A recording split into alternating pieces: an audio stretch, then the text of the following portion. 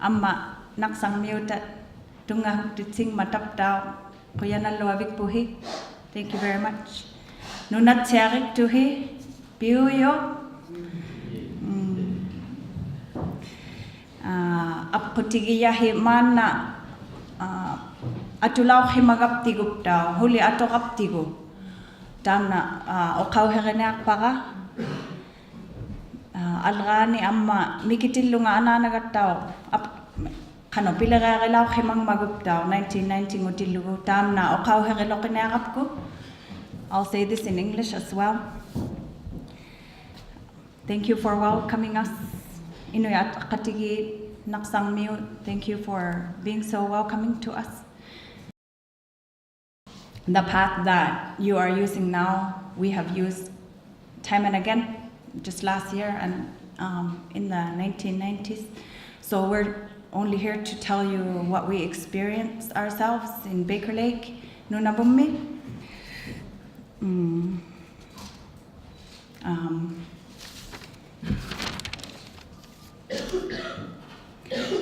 Kivaliq kanimang nak tuhi okalulak patatap kwa Dr. Edwards and Dr. Williams this afternoon. Okalung nang mata oblokomitani kuptan okalung nang mata Kivaliq kan ni chamang nak tuhi kano kau yung makayong matatap suminga Dr. Edwards kahit tang nikung mataw kamanit tuang mikitillu nga amma algani 2008 pigyak luni kahit tang nikung mataw tukihitit sit tak luni tap suminga kau yamanik tangin naptap taw ilip siti to ko tiana atullo bilaw kap tigut taw tamna. Dr. Williams and Dr. Edwards will help clarify a lot of the questions that you have this afternoon. We've been in the same position as Inuit in Nunavut, in Baker Lake. So be sure to ask them a lot of questions, but their presentations will help a lot for you.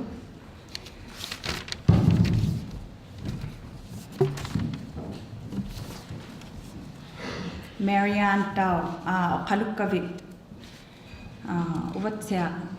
Tukihin na siya melang madya na kano. Ikping nak tumik daw atulaw himagapta atokapta huli. Now kaya Marianne.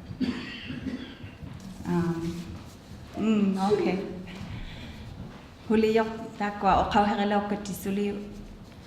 I just want to say that a lot of the things that Marianne said, we understand, and the other presenters from here, from Narsaq, we've had the same questions, we've had the same concerns, and we've had people thinking the same things, like we need opportunity, but we also have these concerns. So I'll start my presentation now. On May 8, the Nunavut Impact Review Board released its recommendation that Areva Resources Incorporated proposed Kiggavik uranium mine should not be allowed to proceed in Baker Lake. Their recommendation was made based on deficiencies in Areva's EIS, Environmental Impact Statement, and did not reference at all our opposition to the proposal in the community of Baker Lake and Kivaliq region.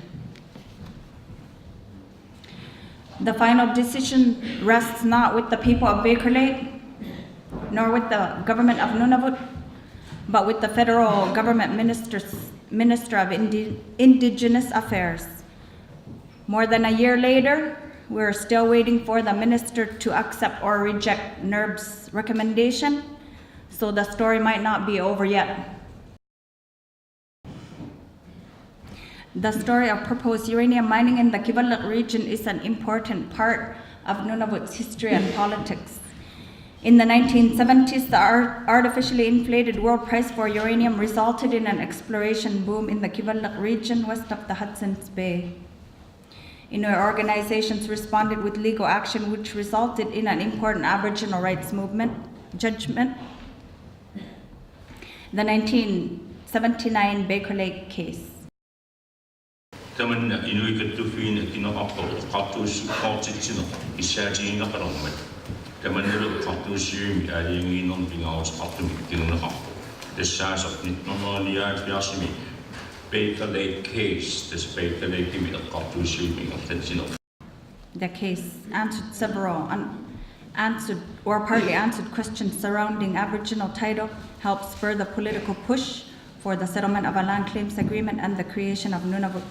It also resulted in what are known today as caribou protection measures.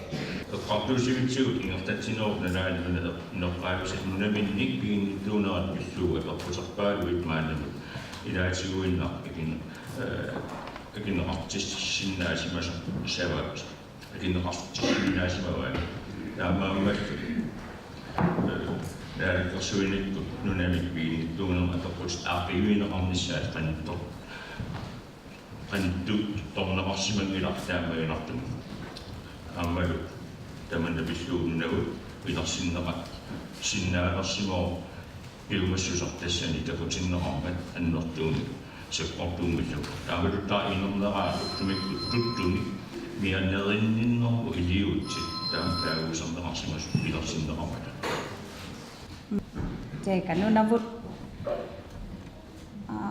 Tikwa Himayo. Baker Lake and mga, yeah.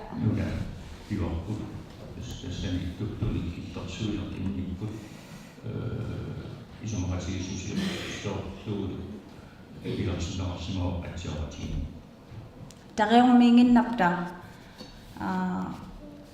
Tuktun mi kanong. O matute karapta. Narsaq iluta. Kinaluga iluta. Tuktuin nang no. Ibagkapta. In 1989, the German company Uranium proposed to build an open-pit uranium mine at the Kiggavik site, 80 kilometers west of Baker Lake. My mother, Joan Scotty, was one of the leaders of the resistance to the proposal. Every imaginable Inuit organization, from the community level to the national level, opposed the company's plan. Even ICC passed a motion of solidarity with the community.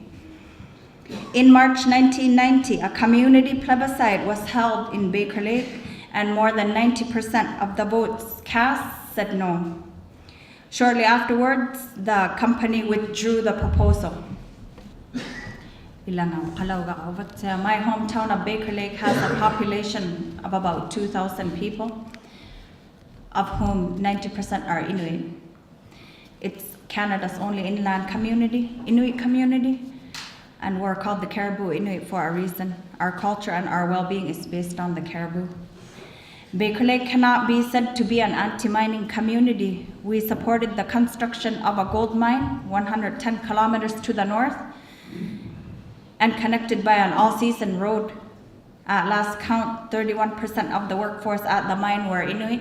It's still in operation today.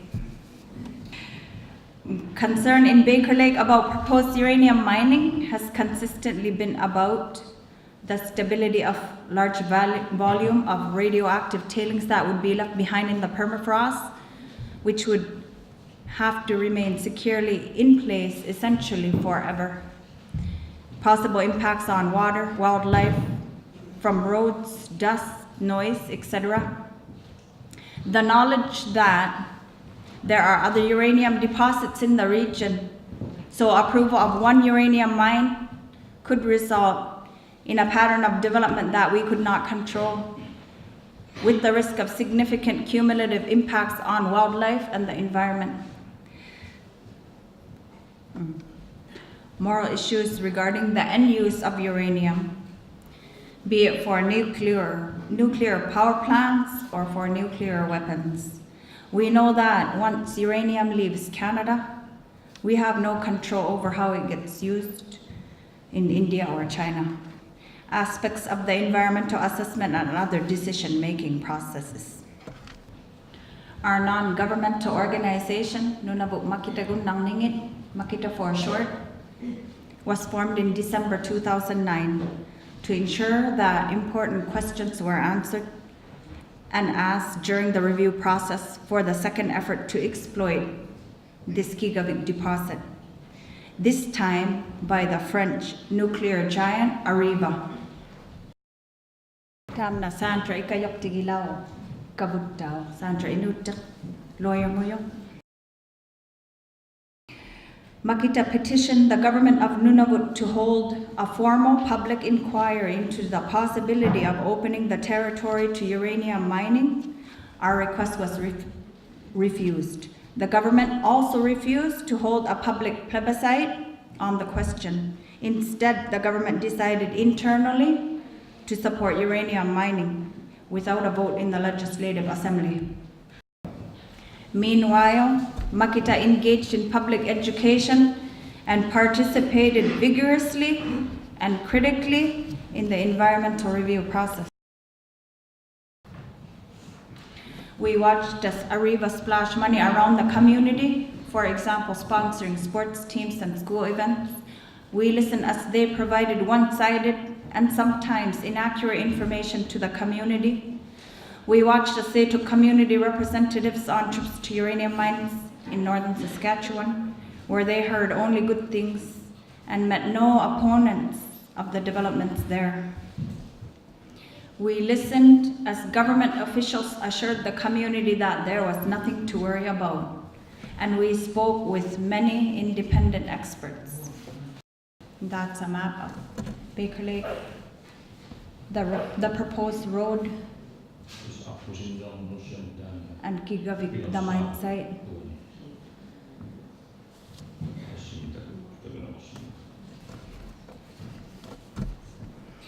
In 2013, Makita made a detailed submission to the United Nations Special Rapporteur on the rights of indigenous peoples on extractive and energy industries in and near indigenous territories. The submission and all our other documents are available on our website. However imperfect, the Canadian model of environment and social impact assessment gave Makita an opportunity to have meaningful input into the decision-making process. We were able to comment on the draft guidelines for the environmental impact assessment, although not all of our requests were incorporated.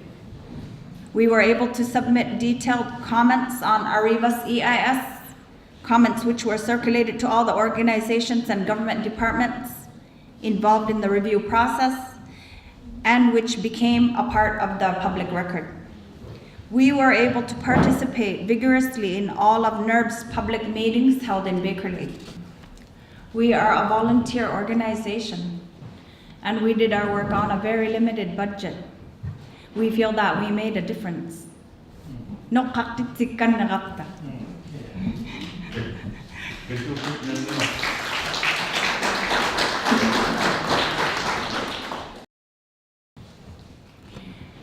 In reflection of your project, I'd like to raise 3 issues that we've thought about or from our experiences that you may want to consider. One is what would happen if GME were to sell all its interests in this project, and how many of their promises have been made by the company itself, as they don't own any mines at this time, and how many are binding commitments that will be approved to whichever company develops the mine.